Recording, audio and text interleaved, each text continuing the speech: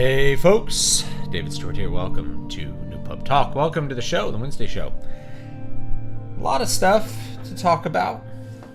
Might do some live writing if I run out of interesting things to say. You know.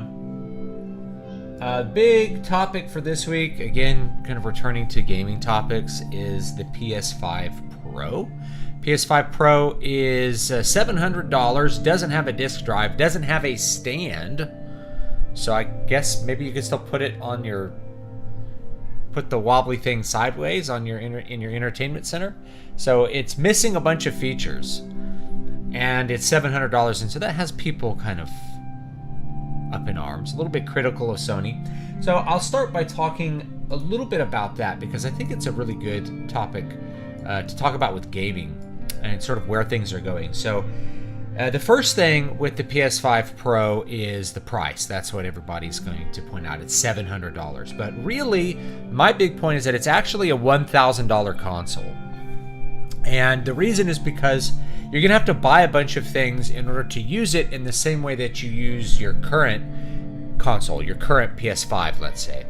That is, you're going to have to buy a stand. That's like $30 for the stand to like put it upright next to your TV or whatever. $90 for the disk drive. It's an external disk drive that like connects onto it. You take part of the shell off and you stick that on there. It's the same disk drive as from the PS5 Slim. Okay.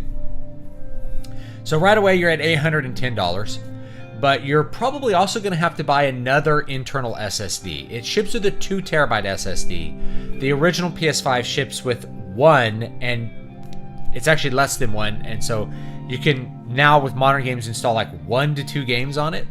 I have like an additional 2 terabytes in my base PS5, and it's actually not really enough. So you're probably going to have to buy another one. That is, the market that would buy a PS5 Pro is without a doubt going to have to buy the disk drive at least, and they're probably going to have to buy another SSD, because 2 terabytes is not enough for the enthusiast player that is wanting to play all the games. You're probably going to have to buy an external SSD to run all your PS4 games. That's what I have on mine. By the time you buy those 2 items, even if you get a really good deal on both and you're pretty like concerned, like you just buy a 2 terabyte one of each of those, you are basically at $1,000. So $1,000 console, and I really want to put that number in front of people, because once you get to $1,000, you are looking at an investment that could go several different ways. And you can't get, in my opinion, you can't get a good gaming PC for $1,000. Other people say you can. They're like, mine was $700. To get a gaming PC that is as capable as the PS5 Pro is would require substantially increased investment. However, you start to wonder, like, if I'm already going to spend $1,000, I could spend $1,500 and get a PC that's maybe the same amount of power, but it has a bunch of alternate utility, right? I can use it as a PC. I can edit videos on it, or I can write Word documents, or run the internet, or run YouTube. I play World of Warcraft on it, right? Like, there's more utility with a PC versus a PlayStation, and it's not even close.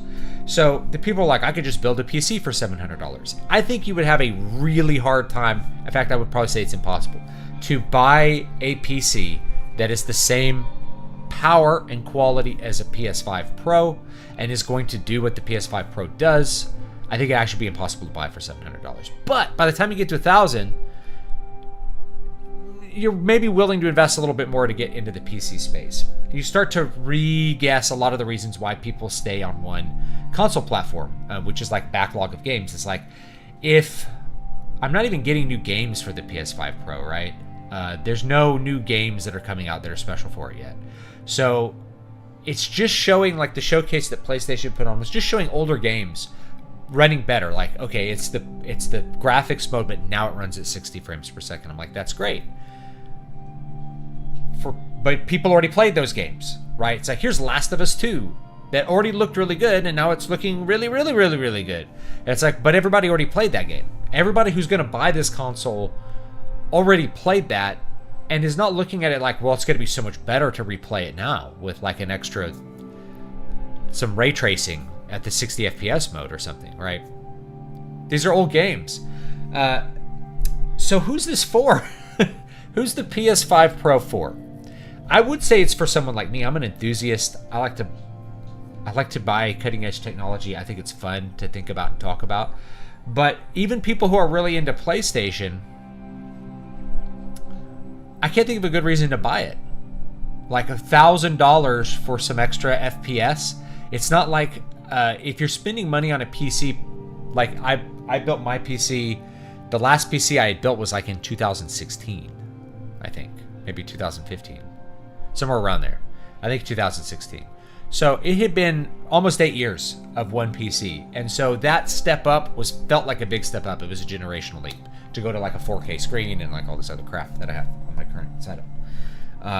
It's not going to be that way with the PS5 Pro. It's going to be the same games at roughly the same fidelity you're used to with more FPS, or the same games at slightly better fidelity than you're used to at 60 FPS, right? So who is it worth $1,000? And you have to think it's $200 more than a PS5. So if you had not bought a PS5, then yeah, the PS5 Pro is actually probably a good buy, and you're wanting a PS5 for some reason. But I don't know too many people that applies to. Almost everybody who would be interested in a PS5 Pro already has a base model PS5. And so you're looking at not $200 more or even $300 more or even $500 more, but $1,000 because you already bought the original PS5. You know, someone, Mega Buster Shepherd says in the chat, I have the PS5 because it's a really good PS4. That's why you have to buy the external SSD to run all your PS4 games. It runs them so much better than on my PS4, and it holds a whole bunch of them, right? You need that external hard drive. So that's another $100 that you're going to have to spend to run your PS4 games, because you're going to want to do that, at least for me and my setup. Like half the games that I play are still PS4 games. Half the games my kids like to play are technically PS4 games. They're not PS5 games. And they're not like the big graphical showcase games, other than Hogwarts Legacy, which I think was on the showcase, right? Hogwarts Legacy already looks good. It's not a game that you really need 60 FPS on for it to look good, and it's a great rendering of Hogwarts and some gameplay that goes with that. That's fun.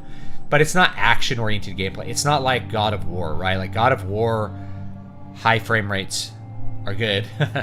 You know, something like Demon Souls, the high frame rates are good. But not so much for something like Hogwarts Legacy. So it's really weird.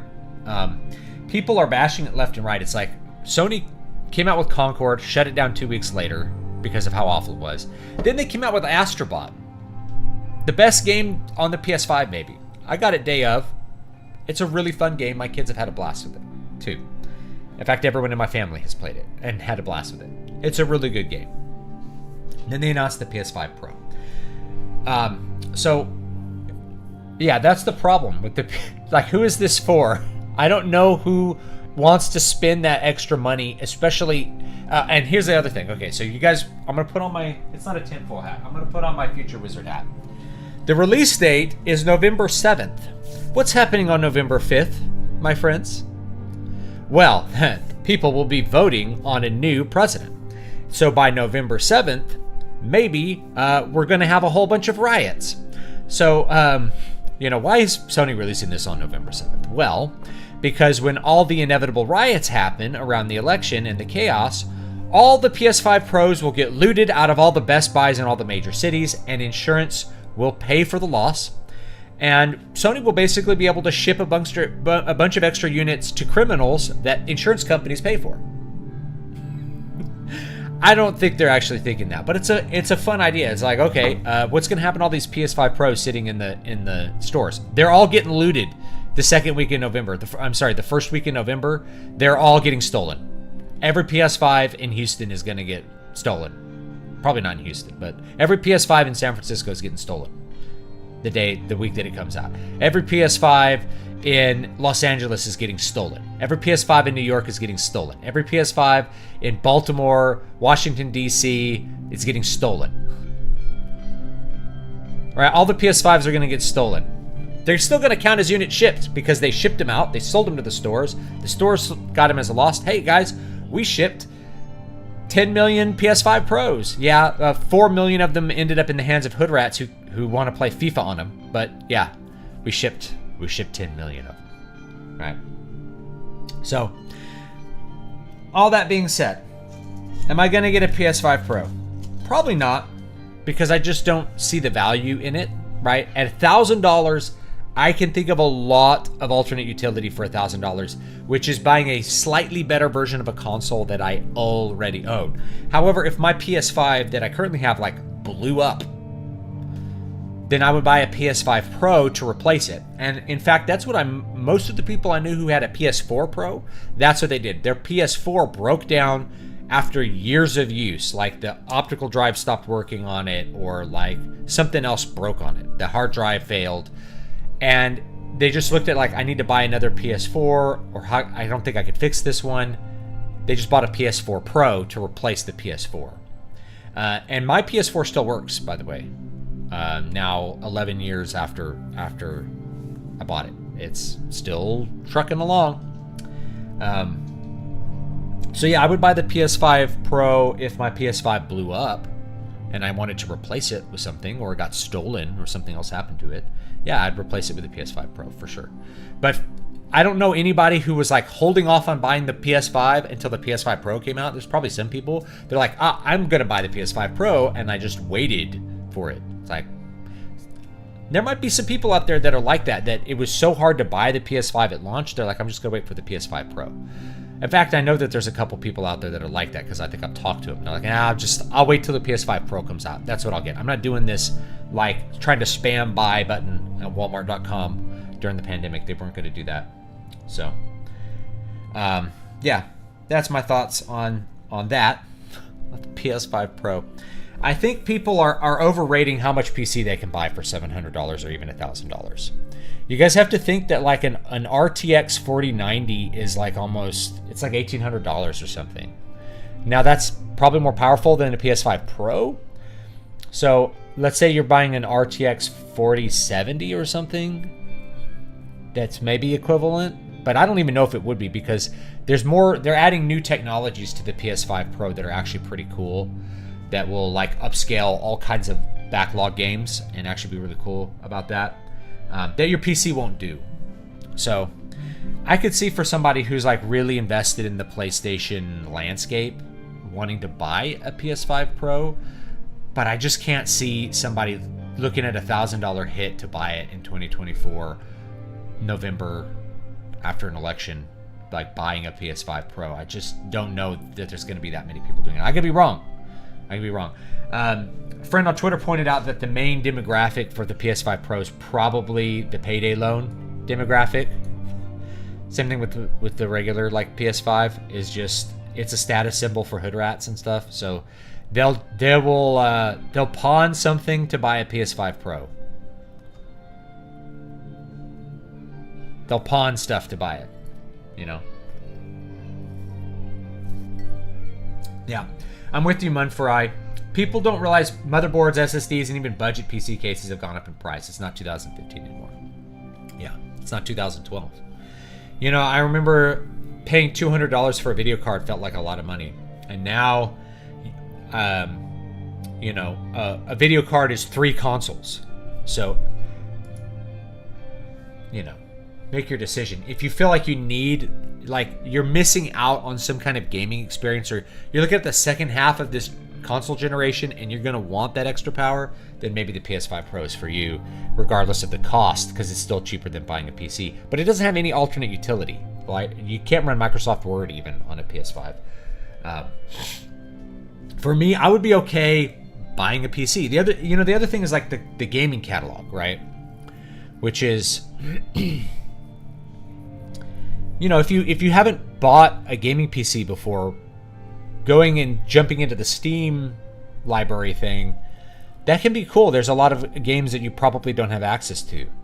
So that could be a really fun thing. Is if you're like wanting to take that plunge and buy an actual gaming PC, you'll figure out that like, oh, there's this. The backlog of PC games isn't just like go back to 2013. It's like goes back to infinity, right?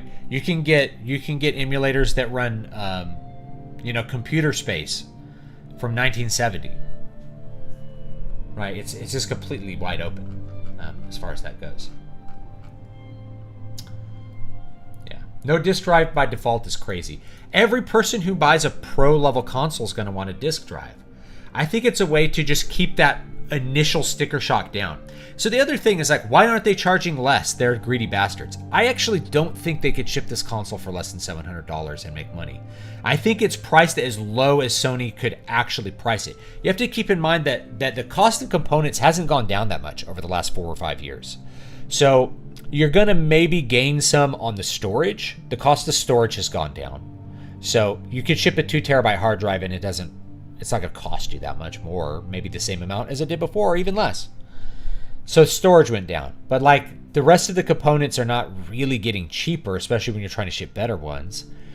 And inflation has gone up by a lot. We've had massive inflation since Biden took office. It's not unprecedented, right? We had the same thing in the 1970s under Jimmy Carter, but it's certainly like new to people born after 1980 to have this kind of massive stagflation that we've had going on. So for $700, like I just don't think they could ship it for less than $700.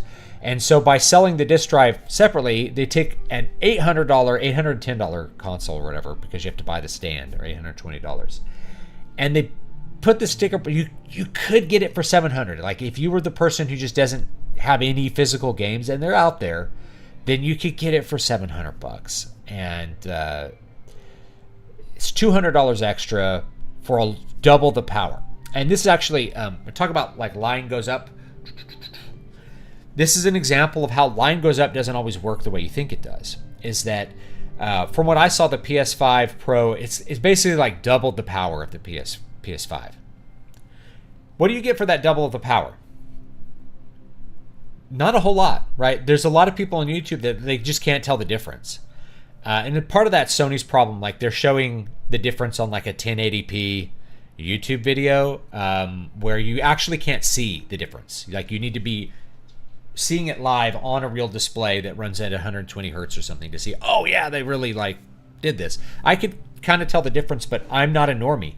Normies are looking at it, all kinds of YouTubers are like, it looks the same. It's like, that's the way normal people are going to view it. They're like, this is double the price and it looks the same. But we doubled the power to increase our throughput by 45%. So we're losing 50%. And then it barely increases the fidelity in a way that people can perceive. So the perceptible increase in quality is very low for for the extra money that you're spending for the PS5 Pro. It's very low. You have to, and the thing is, PS4 to PS5 was a leap, but it was a very small leap compared to like the PS3 to the PS3 to PS4 was small. PS4 to PS5, it was big. It was bigger, I felt like, but it wasn't huge. Not like PS2 to PS3, where it's like night and day different. Like, whoa, the graphics are good on a PS3 compared to a PS2. It's insane. That generational leap that happened in the mid 2000s was just out of sight. But we're not going to have that again. So you're not getting a whole lot of extra for that. This is also plays back into my hypothesis that Sony and Microsoft both know this is where hardware is going. That you will, in order to get a perceptible increase in quality or speed or like smoothness, like frame rate, you have to have so much more extra power that it's not really worth it in most cases to sell it or to buy it for a consumer. So instead, the console business has to transition to a format where it's really about selling software. Backwards compatibility is going to be a big part of that. It is now. It probably will be in the future, as far as my hypothesis goes. The PS5 Pro may be, and Microsoft may have cleverly thought of this 4 years ago, Series X. So they'll come up with another version of the Series X that is a little bit better. And instead of seeing these big generational leaps, we're at the PS6. Instead of being a PS6, it'll be PlayStation. They may drop the number, and it'll be PlayStation blah, right? PlayStation blah, blah, blah. And or if it's PlayStation 6, it'll play PS5, PS4 games. Maybe PS3 games that you buy on their digital store. If they ship it without a disc drive, I think that's another thing that they'll do. So let me say this, is why is it shipping without a disc drive? It's because they really want to prime the pump later on. It's kind of like taking the headphone jack out. You want to prime the pump later on for shipping a console without discs. So the PS6 will be like a discless console. It's all digital, baby, and you're used to it because you have this huge digital catalog, and you can play all your digital catalog, including the digital PS3 games that you can buy now, and the digital PS2 games, and the digital PS1 games that we've been selling forever. You can have all that back catalog, but you can't use your discs, so that people can't go and buy like White Knight Chronicles for the PS3 and throw it in their PS5 or PS6. PS5, especially the PS5 Pro, apparently has plenty of power to emulate PS3 games. They just don't turn that on because they want people to buy new games. They don't want to just have them put their used games in. But I was thinking, I was like, if you ship that with a disc drive and it played PS3, PS2 games,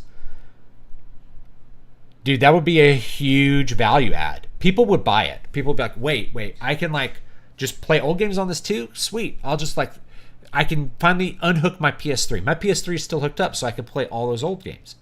And I can finally unhook my PS3, and I can just have my PS5, my PS5 Pro.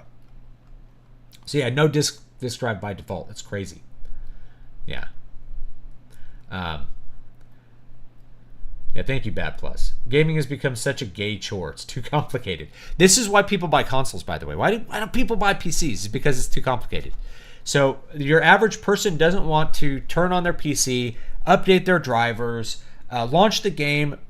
It looks like shit and it's crashing, and you have to go on to the Steam forums and figure out what 20 little settings to adjust for your model of video card and your processor to get it to run correctly, and then start tweaking. Like, I'm going to try it with 4x multi-sample, and I'm going to try it with medium grade shadows to try to find your frame rate, right?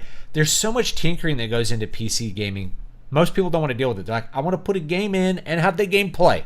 So for the PlayStation and for the Xbox, that's what you get. You get a box that plays the games. You don't have to worry about the settings. Like the PS5, and they may have even debated on this, is like, do we want to give people the option to choose performance or fidelity? And it's like really good to give them that option, and it gave them a lot of feedback, I think, for the PS5 Pro. But you don't have to sit there and be like, well, I want cascading shadows at medium quality. Like, look at all the freaking settings that you have to adjust in something like World of Warcraft to like figure out your frame rate on your computer. It's such a chore. It's a ridiculous chore. $1,000 console's getting close to PC Master Race level. Yeah, I still think you're getting more bang for your buck, even at $1,000. But who's going to view that as valuable? If you already have a PS5, is it that much better that you're going to spend $1,000? I don't think so. And I say that as somebody who's like really into buying hardware and stuff. I have a Steam Deck. I got like all the shit, and I'm like, I don't think I'm going to get this. I can think of too many uses for $1,000, right? Like I'm going to put in like a whole house generator, and that's going to eat me up. But it's good. It's going to be good because I live on the Gulf Coast and we get like 120 inches of rain every year. So a generator's good, right? Or I could buy a guitar, right? I could buy another guitar for $1,000 and have that for centuries of enjoyable playing. Is the PS5 Pro going to last? How long? How much? I'm going to get 5 years of joy out of that, maybe. Come on. I never bought the PS4 Pro either for the same reason. It just wasn't enough of an upgrade for me to care about it. But if my PS4 had broken, I totally would have bought it. Yeah, I think the PS5 Pro would be okay if they were pushing more games to get 120 hertz, but they say it's not even guaranteed to get 60 with the enhanced graphics. It depends on the software, like everything, right? It depends on how the devs do it. And that's the truth. It's like it's there. I think the big technology most people aren't talking about is the PlayStation is working on like a machine learning upscaler, AI upscaling, that will basically really speed up Unreal Engine 5 ray tracing stuff. So you can have it, the render resolution could be like 720p and it'll upscale it to 4K and it'll look really sharp, even though your original beginning resolution was really low. So that's going to be the really cool thing. And that can maybe apply to a lot of other games as well. There's some technical stuff on the PS5 Pro that is worth looking at, where basically developers are not going to have to work as hard for their games to like take advantage of the hardware. Like it'll be a more of an automatic thing, which is actually pretty cool. Like I said, for most people, it's really just like, am I going to spend $1,000? You know, I actually did a build for 800 because people think it's 2015 for PC prices. And it's practically the best low-end one I could get that I'd still say isn't great. Yeah. Gaming is indeed tiresome. Equipment is terrible. Grinding's a chore. Meta's gay. Switch does a lot of that too, building a nice library of titles, but they're all re-releases or remakes. It must be in vogue now. Yeah. Nintendo is really bad about letting you play things that you bought on previous consoles.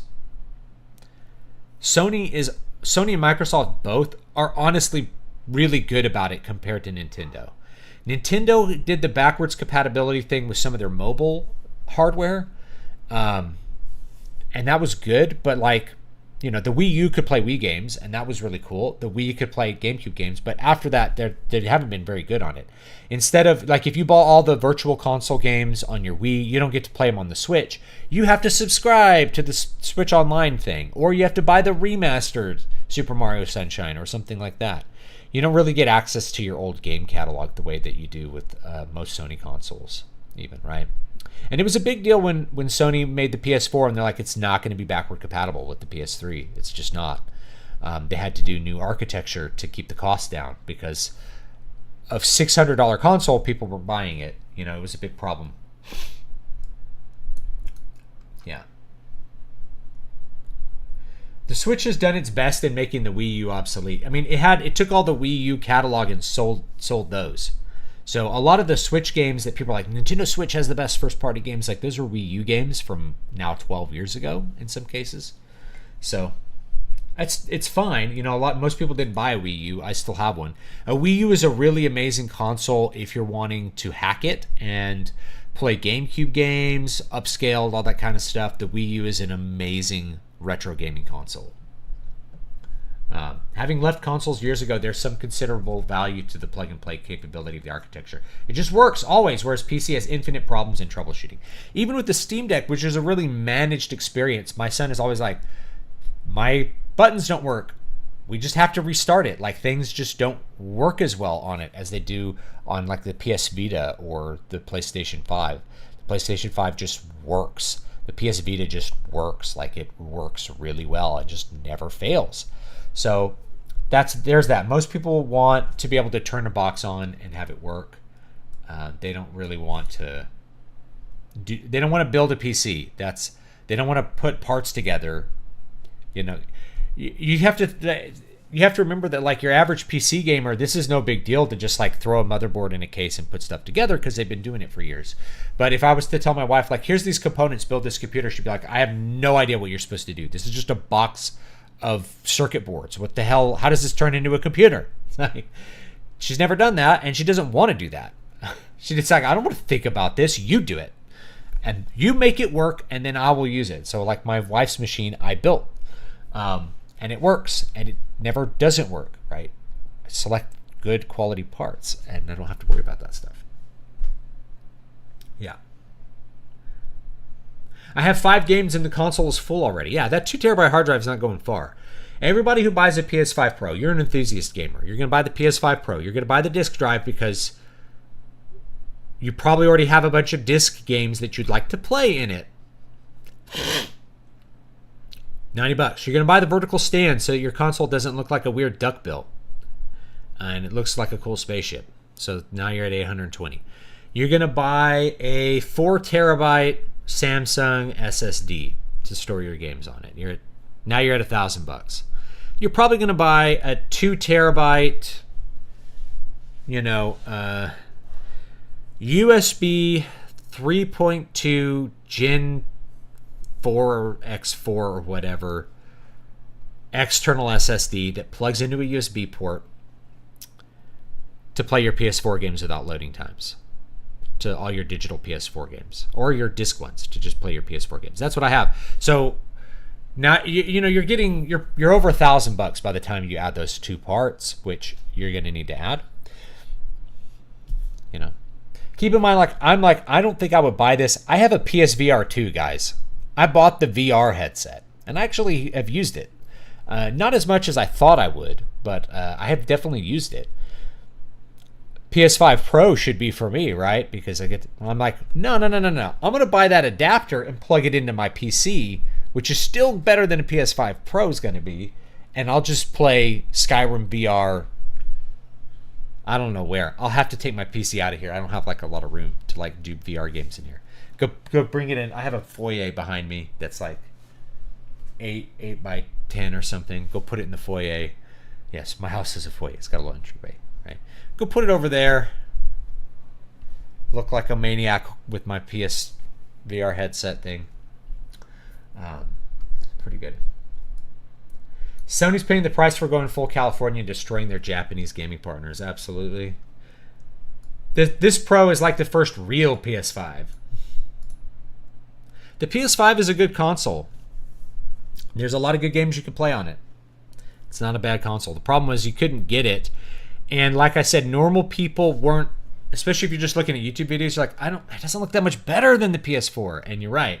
It's because that power law. It's not line goes up. Line goes like this, and then it goes like this, right? It's an S curve. So we're on the S curve. We're getting we're spending lots of extra money for a little bit extra power, a little bit extra increase in fidelity, at least as we perceive it.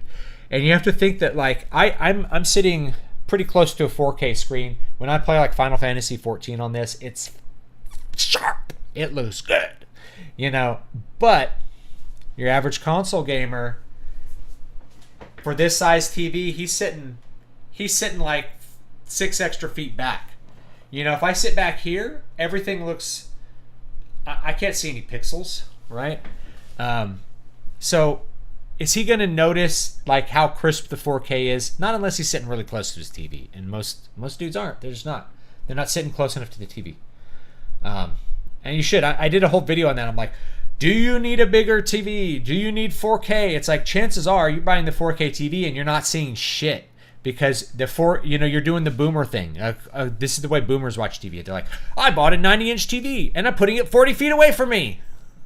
They have a huge living room and they buy a big TV and they put it as far away from their eyes as possible. So I'm like, why didn't you just put a 13-inch TV right here? It would look the same. So when people are like, the PS Vita only runs at 540p, it's you're not going to see the extra pixels at that size. It's just, you're going to barely perceive that extra resolution. So same thing if people are gaming in 4K. Why are they always picking the performance mode? It looks the same to half the people who are playing when they have a 40-inch TV and they're sitting 10 feet away from it. And I still go to this. I keep this in mind when I visit normies. I'm aware I'm a gaming enthusiast. I'm a media enthusiast. If I'm watching a movie, I want it to look good. I want it to sound good. I go to someone else's house. What do they have there? They've got a 42-inch TV. They have it 15 feet away from the couch. I'm like, and then what are they doing? They're watching stuff on their phone. I'm like, why are you watching stuff on your phone? And it's the same size as the TV. They're like, it looks better on my phone. Of course it does. Your phone is here, and it looks bigger than your TV, which is 20 feet away. Are they going to notice a 4K TV? They're not going to see anything extra, right? HDR, they're going to be they might notice HDR a little bit, right? And again, the problem of trying to show this on YouTube. Can I show you HDR on YouTube? It's really hard because you have to watch it on an HDR capable display to even see the difference. I went through this when people were like, the Lord of the Rings HDR versions are all dark and ugly. I'm like, you're not watching it on an HDR display. You're looking at a YouTube video. You don't even know, you can't even comprehend what it looks like. You have to look at it on a real screen. And because I have both versions, I can look at both and be like, wow, the HDR version looks amazing. It's so clear, right? If that's what you want. Whereas like the Blu-ray version even had like color grading issues and stuff. And the Blu-ray version doesn't look bad, but the HDR version has way better contrast throughout. It looks better than film. It's a better standard in a lot of cases. But you know, you're trying to argue with those people. It's like you don't even have a display that can show what the movie's supposed to look like. You'd have to get the Blu-ray and then like put it in at someone's house and then say, oh, maybe it does look better. You know, it's really hard to communicate that. You can't communicate on YouTube. And it's something about the limitations of our media. It's like the bad YouTube, you know, buffering and everything. That's just what you know. But I bought a used PS4 for $50. Best decision ever. It's a great Blu-ray player for $50 and it plays games. Yeah. If you can even get a high quality GPU, GW says, yeah. Now that it's easier to get a GPU now than when the PS5 came out, for sure. When the PS5 came out, people were like, PC gaming is dead. PC gaming is dead because I can't buy a video card. You can't buy one. And when you want to buy it, it's $1,500. PC gaming is dead.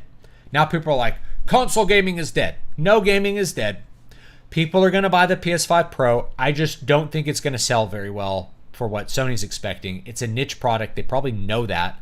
That's why they're not connecting a disk drive, so they don't have to ship two different models because it's a niche product. And I think people are still going to buy it, but I think we're still going to have this question like, who's this for? Because I think a lot of people are like, well, I would want a PS5 Pro, but what I would want you to do is charge $600 and make the PS5 cheaper. And they're like, with inflation, they can't do that. Sorry, the price of the value of the dollar's gone down by like 50% or something since what they released the PS5. You're lucky that they still sell the PS5 for $500. You're lucky they can do that. Yeah, it's just not a good value. Frank, you're right. It's not a good value. Payday debtors could be here.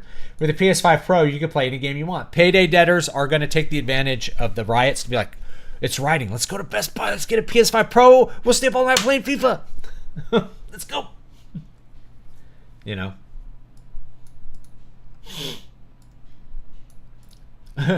My MTG collection is gone up in value, but no one to play with.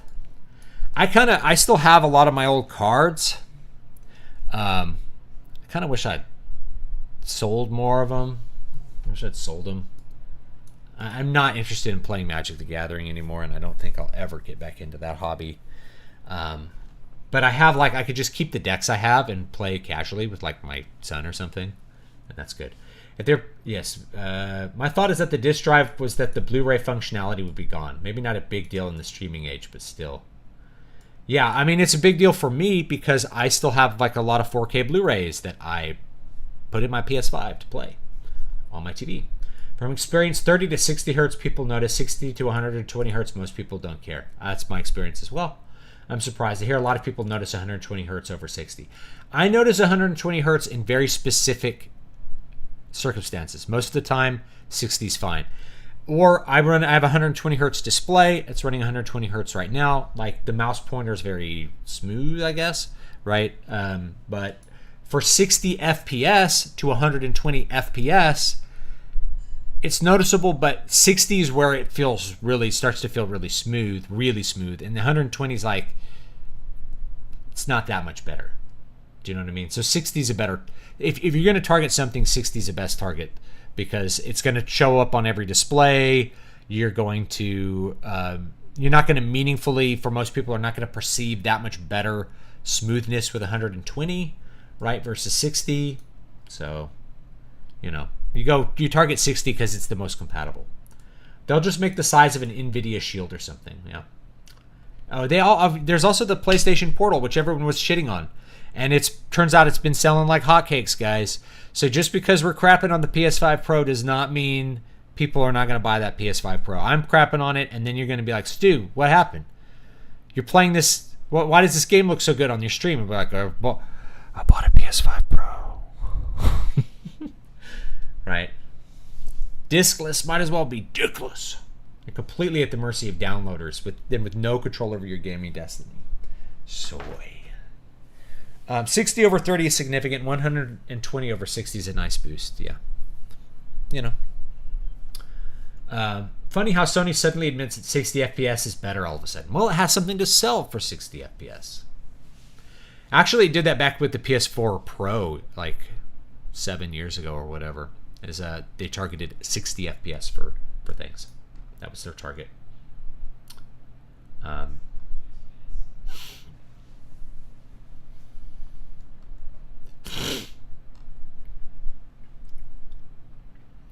Jeff Knightley tried to defend the Pro by showing all PS prices when adjusted for inflation. He failed to show salaries for each year when adjusted for inflation. Yeah, and so that's another thing too. Is like, inflation has gone up, salaries haven't gone up. We're in a stagnation, so that's bad. It means it's a bigger percentage of your salary to buy it. This is why the Steam machines failed. It overcomplicates something that hinges on simplicity. Yeah, what people want to do, and I think this is my hypothesis, is that going forward, the hardware iterations are going to be smaller because they have to be. Line does not go up forever. You guys know it. And it's going to be more about selling the software. That's why Sony wants to own more studios. It's why Microsoft was buying. Sony's behind, right? But Microsoft is wanting to buy the studios so that they can, instead of making a percentage on the license, they're making all the money by selling it. And then you can sell it on another competitor's platform for extra money if you want. You have the option, but not the obligation. The worst part of tweaking PC settings is having straight up awful settings mixed in that make the game look worse and steal FPS. Yep. I remember that with Witcher 3. It's like turn on this NVIDIA hair thing. I'm like, we turned it on, we're streaming, and his hair's like, I'm like, what is going on with his hair? His hair's like, and he had like his medallions just like flying all over the screen. We're like, what is this? It's like, oh, you got to turn that setting off. You got to turn off that NVIDIA hair setting. The NVIDIA Hairworks looks like shit. And it's like, it's running at like 20 FPS, and like his hair's like doing this. And I'm like, okay, turn that off. Looks better. Gained 50 FPS or something by turning off this stupid Hairworks. Just want to jam a cart in my Intellivision and go. Yeah. I still have my original X-Bone in working order. How about your original Xbox with the Duke controller? Xers and millennials are more used to tinkering. Boomers and Zoomers not so much. That's a great point. Zoomers are like, I just want this thing to work. And I think the Steam Deck was a great product in that direction. Was like, now you can access Steam and its gigantic library in a handheld form factor that can hook, but it's still more tinkering than a Nintendo Switch. Hooking a Steam Deck up to the TV is more annoying.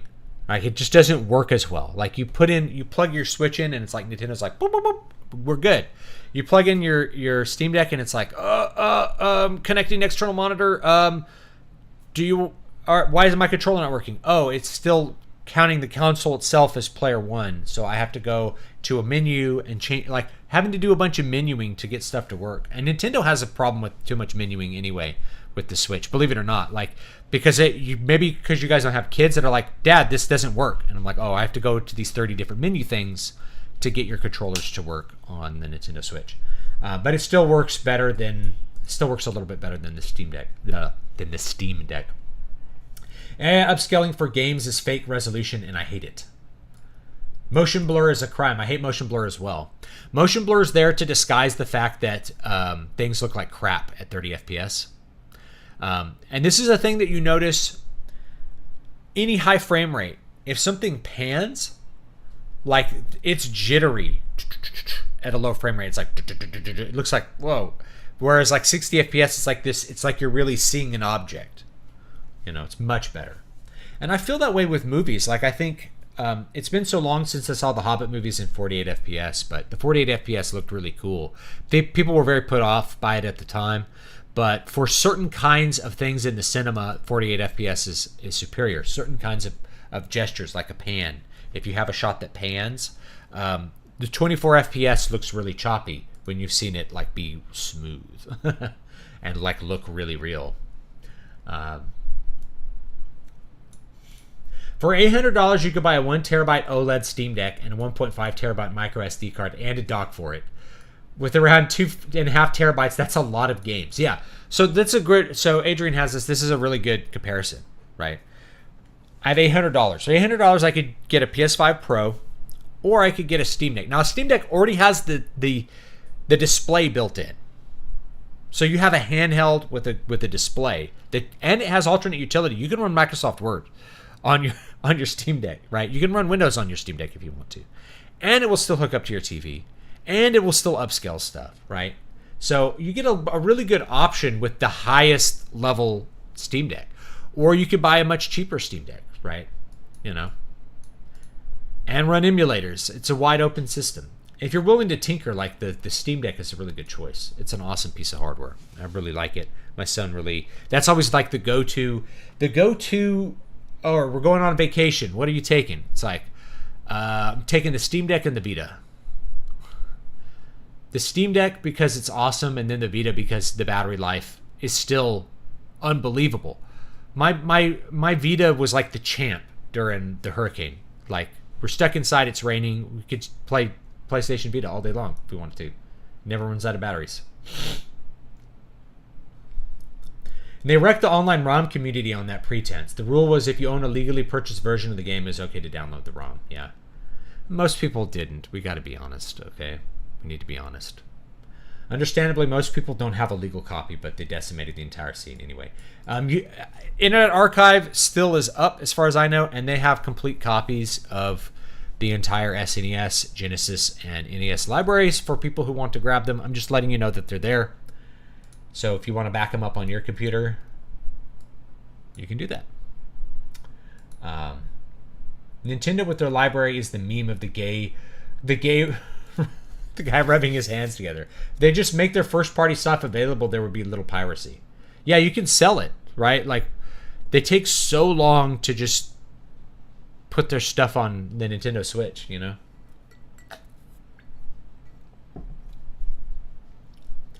I didn't see any PS5 consoles in stores until this year. Yeah, me neither, I think. I think I saw the God of War package, and it's like, oh, cool. Someone could just come in and buy this console now. But I tell you the truth, if I was not able to get a PS5 and then it was like 2024 rolled around and I could finally buy one, I probably wouldn't buy one. I'd be like, I'm waiting for the Pro. I'd be the guy who waited for the Pro.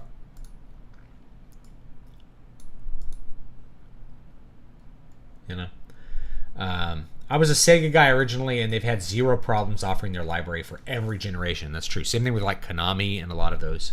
You can buy pretty much every Castlevania game for every platform. That's great. Rawl says, the golden age of gaming was 1990 to 2008. Not because the games were better, there are games of similar quality today, but because gaming tech was advancing rapidly. For example, we went from pixels in 1990 to full 3D in 2000. Yeah, and every time a new thing came out, it was like a new exciting thing. Whether it was the dumb Wii motion controls. That was so cool in 2006. We thought it was the coolest thing ever. If the PlayStation Move, we thought the Kinect we thought was cool. The cameras for the PlayStation 2 were cool. The fact that you could buy Final Fantasy 11 and put it in a hard drive in the back of your PS2 to run the game was insane. Everything that was happening was just, every new thing that came out before 2008 was like bombshell huge gaming development. And it's just not that way anymore, you know? It just hasn't been that way in a long time. There's just, maybe VR had that little splash in 2016 and people were excited about it, and now they're kind of over it. Or like 2018, whenever they came out with the PSVR, 2018, I think, you know, and so most people are kind of over it now, right? I bought a PSVR for $90. And I think if you can find a PSVR headset for $90 on Woot or on eBay or something, buy it. You can buy the games. They're on sale all the time for like $3, $4, $5. Cost of a coffee. You can have a great time. And the PSVR headset still works amazing. And it works really good on the PS5. It works better on the PS5 than on the PS4. So it has all the PS4 Pro stuff unlocked on it. The whole thing about showing HDR and whether that's being shown is good or not is such a complicated thing to explain. Yeah. It's like I can't explain it to people. They're like, but I watched the YouTube video and it looked so much darker and worse. I'm like, that YouTube video is actually not showing you the HDR version at all. Well, they said it was. Well, that's the HDR version squished into standard definition range. It won't look that way on a real display. Yeah, if YouTube's crappy compression can even show HDR right. And people have noticed this is like, I put the Blu-ray in and it looks better than the 4K streaming version. It's like, yeah, it's because of the compression. It's just because the resolution that it says it's displaying at is 4K doesn't mean it looks as good. There's fewer artifacts and less compression on the Blu-ray version. It's wild. All these screens, we are forever trapped in Plato's cave. But sometimes even official companies somehow upload trailers for 4K Blu-rays in HDR, which if you're looking at on an SDR display, it just looks all gray. Yeah, it doesn't look right. You have to see it on the right display. So you look at it like, why would I buy this HDR version? It looks like crap. It's like, man, we're cutting our feet off showing people what it looks like, assuming that they have the display to even see it. You know, there's HDR phones. Your phone probably, if you have a new flagship phone, it's probably an HDR screen. It might be the best screen in your house, actually. Otherwise, HDR screens. Some of them are HDR compatible. They kind of map HDR, but they're not really HDR screens. You have to deal with that as well. They upped the price of the regular PS5 in all the other countries, but they did up the controller price by $5 here. Yeah, they have to. It's cost. The money's inflating all over. Speaking of gaming company not scaling up with product or service with inflation, a monthly WoW subscription is the same now as it was in 2004. $15. Yep. Now I will say, hey, you actually get a lot less for your $15 now. I'm just gonna say that you get a lot less for your $15 with WoW now. You don't get nearly as much support. Just try opening a ticket in WoW compared to 2004. It's like night and day. The content is so much worse than it was back in the day, and the amount of content they come out with and the quality relative to other things, it's just, you don't get as much for your $15. So you're paying less with inflation, you're also getting less. And I think Blizzard said a long time ago, they really look at it as a total thing. They make a lot of their money from selling cash shop items. Same thing with Final Fantasy XIV, which is $12 a month for most people. But they sell a lot of costumes, so that kind of makes up the difference, I guess. Yeah, 24 FPS is the old film standard. People are going to be shocked when Nintendo probably charges $4.99 to $5.50 for Switch 2 due to inflation. Now, they will be. So think about this with smartphones too. I'm just going to look it up real quick. What did the original iPhone cost when it launched?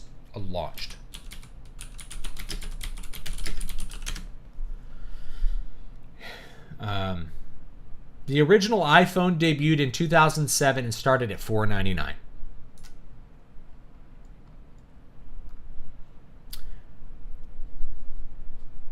And it dropped to $3.99. So that was like the price of smartphones for a long time. It was like the new smartphone was going to cost $500. And then at some point, it jumped to over $1,000. How much does the Galaxy Fold 6 cost? $1,600. I have a Sony phone. Those are pricey too. Like, Apple was the first company to come out with a smartphone, and people were like, $500, I'm not spending that on a phone. When you consider everything you got with it, it was a pretty good deal. They were the first company to break that $1,000 barrier on their flagship phone. And then what happened? Everybody else was like, all right, now we can make a $1,000 phone. Boom, we're doing it. Everybody's price jumped up to $1,000. And now, if we look up the Galaxy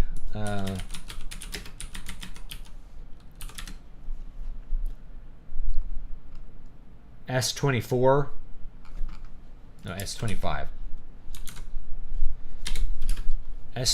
Ultra price. That can't be right. It says it's $1,000. S24, it's $1,000. That's last year's phone. So $1,000. Your $1,000 for your phone. Right. People were like dumbfounded at that $1,000 iPhone 10 or whatever it was. Now that's standard. So you get consumers used to things. You get them used to buy this disk drive extra, pay $1,000 for this. It's I think if Sony could push you to be like the normal price for a console is now, they've had a $500 console. Okay. People had big sticker shock over the $600 and $500 PS3 when it launched in 2007. It was a lot of money. $500 for 20 gigs, $600 for 60 gigs. I have a 60 gig PS3, by the way. I bought it used, so I didn't pay $600 for it. But that really set up the way people thought about pricing, so that $500 became the price of a console. So like by the time you're getting into the PS5, $500 was like, that's normal. That's a normal price. So I think that if they could push it to $1,000, I think they'd be pretty happy. If people are like, get used to buying a piece of gaming hardware for $1,000, that's what they're going to want. Dude, think about what you're getting for like $500. It's actually a lot. You should get something pretty cool. Zoomers are surprisingly bad with technology. Not their fault, really. Everything mostly works now. Also, you have to think that like computer class in 1995 was writing programs in BASIC still. And using DOS on a 286. That was like my experience using computers back in the mid-90s. Was like, maybe you had a Mac lab that had Macintosh stuff, but mostly you were using like maybe 486s, usually 286s, because they were from the 80s. They were old and cheap. So you're using x86 DOS, and you're having to learn command prompts and stuff to run the machine. That's how you have to use the computer. So that was my experience. That produces a different effect for computers, and we didn't even all own computers back then. And then the computers never worked out of the box. That's a really good point. They just never worked. So you always had to learn how to do things. And now it's not as much. Xbox still works. Lost the Duke years ago, sadly. Original Xbox is surprisingly robust. I think they have a new Duke. I think you could buy they had a reissued Duke controller. The iPad generation can't use computers state raised to be consumers and incompetent. Yeah.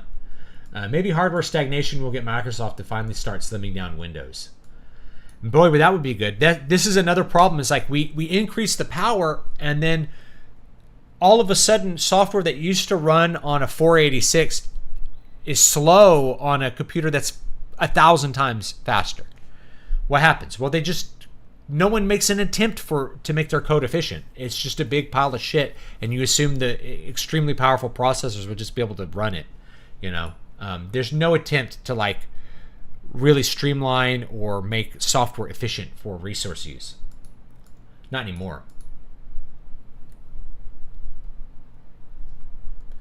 Constantly have to reconfigure the Joy-Cons on my Switch, and I do mean constantly. You're not the only one. I've had to replace every stick on every Joy-Con at least one time. They are garbage, right? The Joy-Cons really are garbage. So people call the 48 FPS the soap opera sitcom effect. It's because of context of where they're used to seeing higher frame rates is on TV. But I don't think... I'm not against higher frame rates in movies at all. I think most of the arguments against higher frame rates boil down to just kind of, I'm not going to say nonsense, but just like we're used to things looking like this, and that was good enough. Or like, if you want it to look like this, then it needs to be 24 FPS. It's like, maybe, but maybe 48 FPS will look really cool for some things. Maybe you want really tight, smooth, definable action. That's what you got in the Hobbit movies. It was actually really cool. But I can't find a 48 FPS version to watch. I don't know how you would watch it in 48 FPS in 2024. It's just, I don't know what format you could buy it that would have it, that would be able to run it. Maybe some kind of digital format. I would love to see something come out, because I could actually watch 48 FPS on my TV here, and then I could really experience what it was supposed to be like.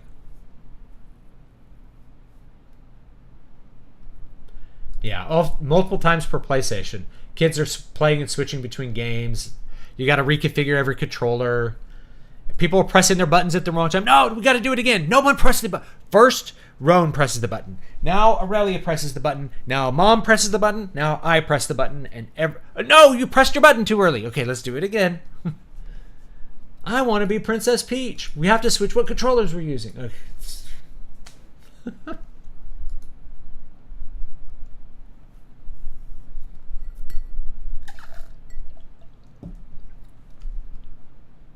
What I would give for a Vita with a working L2, R2, L3, R3 instead of touch panel workaround. Yeah, that was a weird workaround, was that back touchpad. I still am a huge fan of the Vita. But the reason they did it was to make it thin. Nintendo got around it by adding buttons. They had an L1 and then they had buttons that were in line on it. And so that worked. I'm still a big fan of the Vita, but the Steam Deck has that, by the way. The Steam Deck has all of that. So if you want a Vita that has that, it's the Steam Deck. It's just not going in your pocket. It has to go in your backpack instead of your pocket. That's just... It's bigger. It's bigger and better. Yeah. There's a rumor that Sony's going to do a real portable again. That would be cool. I'm not holding my breath. I think they stopped the Vita because the Vita came out at a time when these guys were competing, when the smartphone was like the thing that people were going to be using for gaming, and people were just not buying the Vita because they were like, well, I can play games on my smartphone, on my iPhone. Sucks that Elden Ring is on PS4 but the expansion isn't. That's weird, but I wouldn't buy it on PS4 anyway. I don't know who, like, there's obviously some people who would just continue buying games on PS4 forever, but I'm not one of them. I would rather buy it on PC at that point. I'm glad they released Mario RPG finally. I had been waiting for a long time. The price tag was a little steep, but it was a remake, not just a port. I remember that game being far better than it is. So I bought the remake. I think I'm with you. I remember it being better than it is. Still think it's an okay game, but you have to grind. And so my son was playing it, and he's like, why did I die at this boss? I'm like, because you didn't fight anything on the way. He's like, why would I choose to fight that? I'm like, you have to. You have to fight every Goomba on the way, or you will be too low a level to kill the boss. That's how it is. I waited for the Pro, but as soon as I saw the price tag, I'm like, F that. $1,000. It was a different time, and it's still a fine game. Memories are just better. Yeah. Sometimes raising the price can increase sales. If people see your product as premium, it becomes more desirable. That's the Gibson effect. So Gibson did a bunch of things to their factory and the way that they made guitars to make them cheaper, to produce the same quality but cut costs. And so like now we can offer a Les Paul for $800. And it turns out what they needed to do was go the opposite direction, which is instead of selling the Les Paul for $1,800 to compete against other American manufacturers like Guild, they just doubled the price and people saw it as like a status item. They're like, this Les Paul is $3,500. So it's got to be good. And I want the real thing. I want they invested in making their brand feel like a premium classic brand. You bought a Gibson Les Paul because of the history of the Gibson Les Paul. Because Ace Frehley played Les Pauls, and this player and that player, they played Les Paul. So Les Paul played Les Pauls. So you sold the Les Paul Standard, which is not... I mean, it's a weird choice of the word standard, but you sell the Les Paul Standard as your premium guitar with like a flame maple top and stuff like that. And people buy it because it is a status item. They have their Les Paul guitar, they have their Marshall half stack, and their Harley Davidson in the garage, and they drive their Honda to work. It's for that guy. It's for that guy, right? Now I've known players that play Les Pauls and are serious and good players. But for most of the pros I know, they're not usually playing Les Pauls unless they are endorsed by Gibson and not having to pay for them themselves. They just don't buy them a lot, right? It's a collector. It's a collector kind of brand. It's a premium kind of brand. If you're wanting to tour, you're probably going to pick something else to play. You're going to have Dean make you a guitar. That's going to be better. If people see your product, Blizzard product services certainly suffer from shrinkflation. Yep. They can't just charge $1,000. It'll make people look more at PCs. That's why they're not doing it yet. But if PC hardware goes up, $1,000 for a console, I guarantee you people will still pay $1,000 for a console if PC hardware is still $3,500 for a PC. Absolutely. They'll pay $1,000 for the console. And you have to think about how normies are, right? Some mom thinking about buying a PlayStation for her kids for Christmas is not even going to consider building a PC. She's not going to be like, maybe the kids would like a PC hooked up to the TV because I can, where do I buy one? And you get the response like, no. What people do is they buy a bunch of parts and they make the computer. It's like, I have to make a computer? Well, you build it, but you buy the parts. It's like, can't I buy one? It's like, yeah, it's $3,800. Well, what can I get for $1,000? The same price as a PlayStation. It's like, you can get this piece of garbage that won't even run Windows next year. That's what you can get for $1,000. You can get a piece of shit over there. Yeah, people are still going to pay $1,000 for a console. I believe it. You can quote me on that. Stu said people will be paying $1,000 for a console. They'll be paying $1,000 for their console next generation for sure. You have to prime it. You have to get people primed to think $1,000. And so maybe the next step is there's going to be $1,000 package for a console. So people get used to thinking $1,000 is what you pay for it. So the $1,000, I don't know if it'll be PS5 Pro, but they might have a PS5 Pro Plus. Believe it or not, I could see that happening. PS5 Pro Plus, and it is a PS5, a disc drive, a stand, something else. Or if you had a PS5 plus a PSVR 2, $1,100. People are like, whoa, that's a lot. And they're like, but you do get a lot. They start looking at that. Then the next time you come out with the PS6 and you're like, it's $1,000 and you get all this stuff. Or you can buy the $900 version that comes with nothing. It's like, well, I have to buy the one with the controllers. $1,000. $1,000.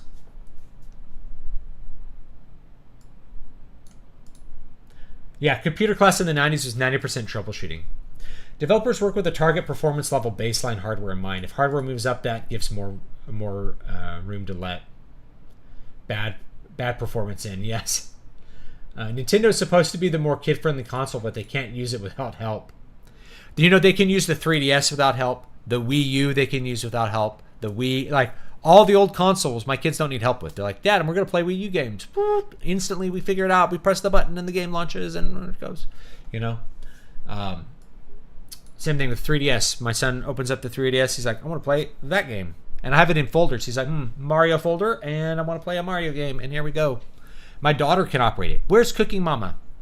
There's Cooking Mama. I'm going to play it. I am 5. While not gaming, it's also worth pointing out home video has become utter garbage since 2010. Threw in the original X-Men film on a whim. Crystal clear audio. Not so with Avatar. So audio's gotten worse. This is the question. Why are Zoomers and Millennials watching all the movies with the subtitles on? It's because the audio mixes are garbage. They're made for these really high power systems in the cinema, and then they never mix it down right for the home setup. If you have a good 5.1 setup in your room, audio is clear. If you don't, it sounds like crap because you have these little speakers on the back of your flat panel TV pointed at the wall, and you're like, it's everything's a turn on the subtitles, baby. And then I remember the first time I had to watch a movie or watch a show with subtitles was they came out with like a Genghis Khan show or like a Marco Polo on Netflix. And like everyone talked with an accent and the dialogue was mixed so low that like you couldn't turn the TV up enough to understand. So we just turned on the subtitles. Like, I can't understand what this guy's saying. Turn on the subtitles. My union is voting on a big contract tomorrow. Might be going on strike against Boeing. After grinding OT for years, it would be nice to have some time off, to be honest. Can we strike? I need a vacation. I need a little bit of time off. Even if it's not paid time. I don't need paid time right now. I need to play Final Fantasy 12 right now. I need to grind. Sony can barely handle making games now. There's no way they'd be able to adequately support a handheld in addition to a home console. I don't know about that. I don't know about that. I don't think that they're struggling to make games either. Concord was a big failure. Astrobot was amazing. You can question like the decision to close Japan studio for sure as like a bad decision because they made good games. But I guarantee you there was some bean counter that's like their games are just not selling that well. You know, that's why they closed it. Is like the games might be good, but the audience wasn't buying them. So, you know, how do we fix that? There's plenty of games for the PS5. It's a funny meme. Like there's no games on it, but there's a lot of PS5 games. There's a lot, you know.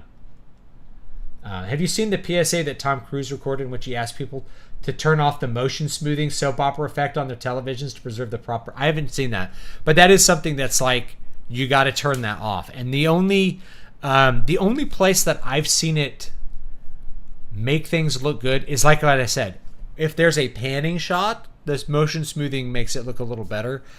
But everything else looks weird. There's this weird kind of... It looks like a dream because you get these artifacts around moving objects where it's like the person's talking. It's like you can almost see an outline around them. It's maybe normal people can't detect it, but I see it. It looks kind of weird to me, like the frame averaging. My TV has like black frame insertion and some other stuff to get rid of the judder that happens from the, and it's 120 hertz TV, so it comes out a little bit better. But to get rid of like the artifacts that happen when you have like a big pan, what ends up happening is that it takes a small amount of time for the pixel to turn off. So you end up with ghosting where you see pixels aren't turned all the way off during motion. If you do black frame insertion, it turns that pixel off quicker. So the pixel refreshes to black. And so you can get rid of some of that like halo effect or like little bits of motion artifacts. It helps with that a lot. It looks really good on my TV. Yeah, bingo. Currently, top of the line PCs are still a boutique item. The question is, can you actually build a PC? Let's say $1,000. Can you build a PC for, excuse me, $1,000 that has comparable performance to a PS5 Pro? And the answer, I think, is no. I think you can't even buy the video card that you would need to run it for $1,000.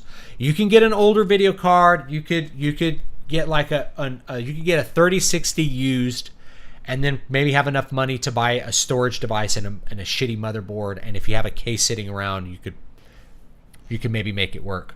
But cases are still like $100, most cases. So just to put it in a case, it's $100. Motherboards. People were like, I got this motherboard for $100. I'm like, it's pretty cheap motherboard, but yeah, maybe you could find one for $100. Storage, you're going to spend $200 on your SSD. Before we even put in the RAM is going to be $200. You know, you can buy everything but the video card for $1,000. I don't think you can even buy the video card for $1,000. I don't know. We could check it. Oh, what's a good price checking website like Newegg? Newegg. I think Newegg is really crappy now. I don't buy anything from them, but maybe we could check prices. Like RTX. Let's say you're gonna get a shitty video card. Not shitty, but like last generation budget card. Oh, you can get one for $300. All right. So you buy a 3060 for $300. Yeah, maybe you could do it for $1,000. You could probably build a 3060 system for $1,000, and that would have comparable performance to a PS5. When you get down to brass tacks, even though it on paper it looks like it would still be more powerful than a PS5. You have to think that you lose a lot of efficiency in a bunch of different places. It doesn't end up working out that well. Yeah, $300 totally. I think a lot of these are used though. Maybe not. Okay, yeah, you could probably do it for $1,000. But it wouldn't be top of the line. You wouldn't be getting PC quality. 3060 is still like a 1080p card, right? And you wouldn't be getting that 4K 60 FPS thing that the PS5 Pro does. If you want 4K 60 FPS, you're going to have to probably buy a more expensive video card. I have a 3080 12 gig in mine, and that's pretty good card. right? But if you want to get top of the line now, 4090 is still $1,800, and when they come out with the 5090, who knows? Sky's the limit. Could be $2,000, $2,500. Who knows? TV speakers are also junk. Yep, they are. Yeah, the upgrade path from the PS5 to PS5 Pro doesn't seem compelling to me at all, and I think to most gamers it's just not compelling at all.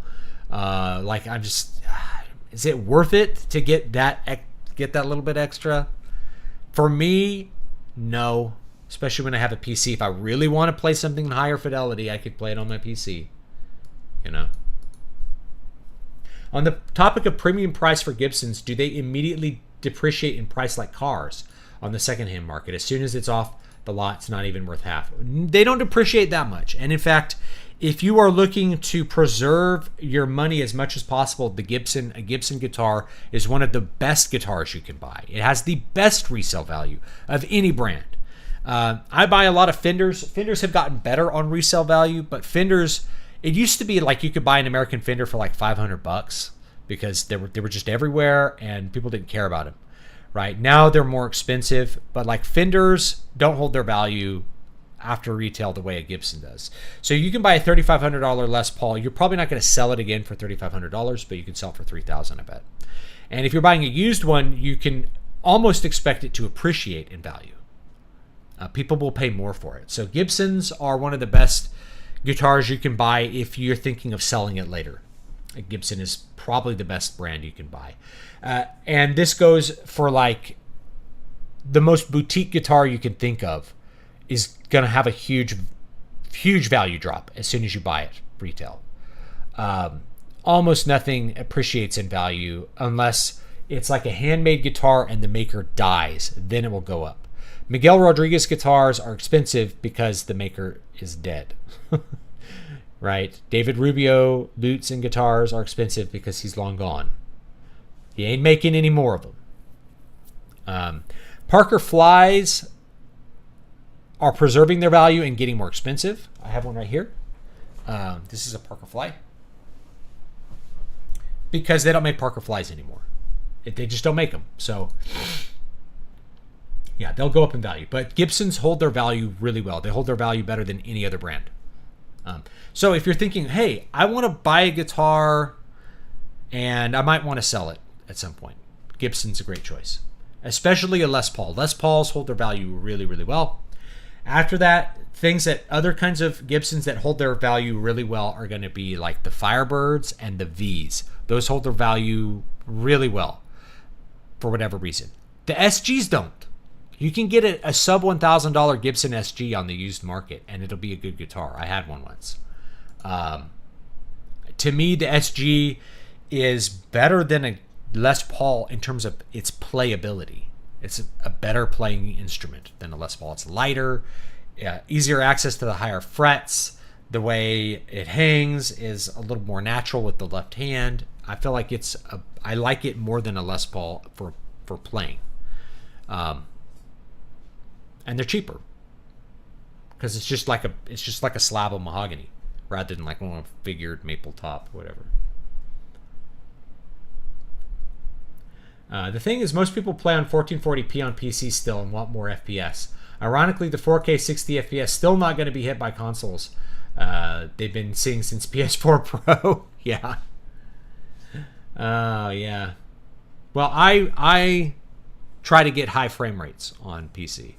1440, and I think a lot of people play on 1440 because they're not playing on a big enough screen for 4K to even be super visible. A lot of monitors, I think a lot of PC guys are playing on like ultra wide formats that are 4000 by 1080 maybe, or like 4000 by 1440 or something like that, and so they're playing in a wider screen format. There's no reason to push it past that because you won't see the individual pixels at that point.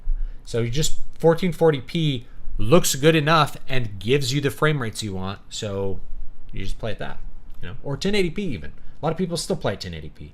And if you have a normal size monitor, if your monitor is 24 inches, 1080p looks fine. You don't need a 4K 24-inch monitor. My monitor's 4K, it's 48 inches, I think. So it's like 4 1080p monitors put together. It's 4 times as big. They have Bloodborne working at 4K on emulator before Pro releases. Yeah. No way you can match price with PC massive economies of scale on their side. And Sony's still going to lose money the first few production runs until they can optimize the process. Yeah, and like I said, I was just like $700. It's like, I don't know if they could really make it cheaper than that and deliver that hardware. You know, not to defend them, because it's a bunch of money, and like, who's going to want that? My thing is, I don't know how many people are going to want that, but I don't know how they can make it cheaper. Also, most games, Spaceman Spiff says, on PC, I want to play and get way higher frame rates, and the games that should be the graphical showcases have usually have terrible PC ports. This has been a problem as long as I've been playing PC, is PC port. This was what we would say in Steam reviews in like 2010. This is a console port. It sucks. Hey, should I buy Castlevania Lord of Shadows? It's a console port. What does that mean? No options. The menus are bad. It runs poorly. It's poorly optimized. The cutscenes look like garbage. I still think Castlevania Lord of Shadows is great. I can actually run it at 4K. But then it goes into cutscenes that are like in 720p, and it's just like grainy mess. It's like the live rendering ends up looking better than the cutscenes. It's really funny. But yeah, you get stuff like that. Console ports. Oh, it's a console port. No keyboard controls. It has dialogue wheels like you're playing on a controller. All of that stuff has been a problem for almost 2 decades at this point. Where once you got to, what generation is whatever the PS3 generation was, console gaming was the thing. Everything was made for consoles and then ported over to PCs. Unless you were playing something that was a really PC specific style of game like an RTS. If RTSs were still on PC, MMOs were still on PC, not even totally, right? Final Fantasy XI came out for the PS2. Phantasy Star Online was a Dreamcast game, but for the most part, those games were PC. Everything else was a console port, and so it usually ran bad. And you can look it up. Final Fantasy 13-2, it's a bad console port. Go play it on PS3 instead. That sucks, right? Builds a $3,000 computer. Finally, I can game comparable to the consoles. Installs Morrowind. That's me. I have a Morrowind background right now. Hold on. Here we go. Yeah. This is my like animated Morrowind background. Satanine, baby. We're gonna nostalgia hard here for Satanine.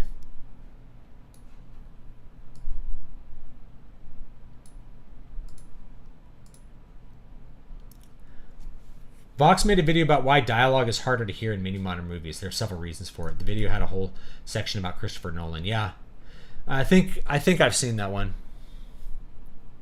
I found in the past 5-ish years, higher-end Squires are better than low mid-tier Fenders. Surprisingly good build quality and amazing playability. Yeah, I think the overseas factories have gotten a lot better at making their stuff. And the Mexican factory hasn't been as good on quality assurance compared to what they used to be. I think I have a couple of Mexican Fenders. They're good. They're still really good. Yeah. I'm running on 1440 ultra wide right now. The FPS is just more important to me. Wait, is my stream still running? My stream is frozen on Restream here, but I think it's still running. Okay. Yeah. Squires really don't hold their value all that well, though. You know. And for a Squire, if I'm seeing a Squire and it's $500, I'm just not going to do it. I'm not going to pull the trigger on the Squire for that amount of money. Even if it's good quality, it's a Squire. You know, I'd rather buy the Mexican and fix the problems. Like, you know. And even when you buy American, stuff doesn't come set up properly. You still have to set it up nowadays. Kind of sucks. Rune Factory 4 Special has a lot of those console port problems. Still a better farming sim than Stardew, though. I have Room Factory 4 for the 3DS. Yeah. PC games still have issues worse than consoles, like the shader stuttering that no developers bother to fix. Yeah. PC gaming is for enthusiasts who are looking to maximize certain things and are willing to tinker a lot. Console gaming is going to continue to be the smooth experience, the experience of I buy the game and it plays. So console games are not over. They're not going away just because Sony is releasing the PS5 Pro for more money than people want to pay for it and nickel and diming you on the disk drive. Basically releasing an $800 console that'll take $1,000 for you to fully use. But, that being said, I mean, I could kind of still see myself buying one, believe it or not. Everyone's going to be like, you are insane. Why would you do that? I could think of uses for it, but really the only thing that would really motivate me to buy it would be like if my regular PS5 just broke for some reason, then yes, you replace it with the better model. When my Nintendo Switch broke, I replaced it with an OLED Switch. I bought 2 Switches. The original one stopped. Basically, it will run out its batteries. It never properly goes to sleep. And then it stopped displaying no display output. Wouldn't work with a TV. So I bought a new one. It was cheaper than trying to fix it. So I just bought the OLED one at a discount, and I just have a second Nintendo Switch. What am I going to do? So, anyway, guys, we've gone for an hour and a half. It's about time to close up shop for the day. Quick announcement. So first of all, let me get all the Patreon stuff going here. Join my Patreon. You get a free book every month. This month, it is Farewell to Once and Future Kings, which is a deep cut. You can't get that book on Amazon. It was on the Pulp Rock Anthology. So you get that one for free. Make sure you're on my Substack. I have a new article that comes out every Thursday.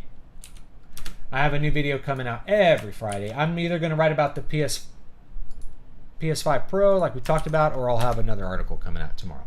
So make sure you're on the Substack and you're subscribed to that. You can also join my mailing list if you want a free book. I think it's still Demon Ex Machina. So you get a free book for that as well. I'll go ahead and link it. I don't send a lot of stuff to that mailing list right now. I tend to promote more through social media, but I'll, then I have your email address for that list, and I can email you something cool if I want to. I did fully shut it down, but forgot to plug it in or dock it and didn't play it for a long time. Total discharge and wouldn't recharge. Oh, no. Had to replace my original battery. Yeah. I had to replace the battery in my original. That didn't fix it. I replaced batteries in all my Joy-Cons, replaced sticks in all my Joy-Cons because they break. The batteries get puffed up, Honestly, the Nintendo Switch, I said it was Nintendo's best console, and it technically is for like a bunch of reasons that don't have to do with the fact that the Joy-Cons suck. And that it's really, really low powered. It's running a mobile chipset from like 2014 or 2015 or something. It's way underpowered for today's stuff. But, whatever. It plays Nintendo games. So I think that's it. Oh, yes. I am going to do the Fantasy Live Write. I'm going to do that on Friday instead of Saturday. And I'm probably going to continue that going forward so that I can take Saturdays and do something with my family every week.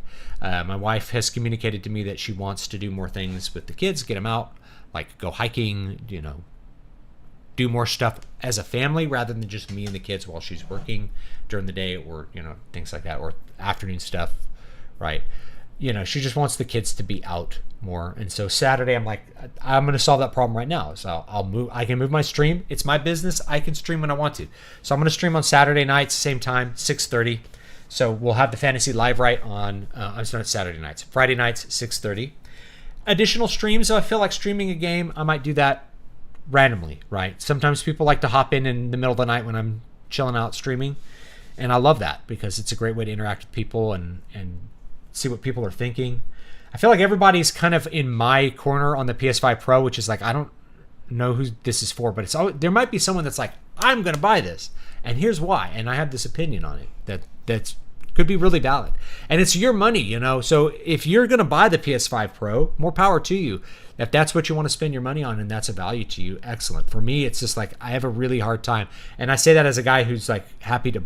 I have a PSVR 2, right? I'm happy to buy Sony hardware if I feel like it's good. I didn't buy their little PlayStation Portal because I could stream to my Steam Deck into my phone, so I didn't buy that. But you know, like, I don't know. Maybe someone's got a different perspective on that and on Sony. I'd love to hear it. Oh yeah, there's a lot of brittle pieces inside that are almost impossible not to break when replacing the battery. It's that way with the PlayStation controllers. If you're trying to take, even like the PS4 controller, try to take that apart to change the battery, you're going to break a couple of those little plastic clips. It's inevitable. Just inevitable, you know. Yeah. PC Master Race. Haven't gotten a console since PS2 and 3DS. I love my 3DS. And what I love about the 3DS is that it's 3D. It's a gimmick. Right? To me, that was where consoles really shined the brightest. Was now they're a managed experience. The PSVR 2 could be a great gimmick, but I don't think people are buying into it very much. But like the Wii was this cool gimmick where like you had these motion controls. It was different. You felt like you were doing something different than you weren't doing on your PC. Even stuff like the Wonder Book for the PS3. The PS3 was full of these weird experiences that were just different from your PC experiences. Totally different. PS3 even had stereoscopic 3D support. You can hook it up to a 3D TV and do 3D games on it. Pretty neat. Pretty neat. Now it's not so much. It's a managed PC experience. So if you're into maximizing performance, then why would you ever buy a console? The games are cheaper on PC. You can get them cheaper. You can use things like Steam and Good Old Games to manage a library, and Epic Store. You have 3 different digital competitors. They're running sales all the time. You can buy the software cheaper in the long run for sure, and you could play MMOs better or just play them. Like, there's still no console version of World of Warcraft, which is weird, but you know, you can still play Final Fantasy 14 on the PlayStation 5, and it runs really well, so that's cool. But it looks really good on the PC. So yeah, I totally respect that. That would have been me.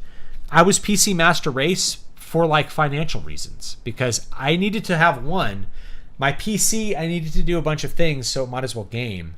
And I didn't have a lot of extra money to buy a bunch of consoles. That came later once I kind of grew up and got more work. And then I was like, I could buy this 3DS thing for $150, whatever.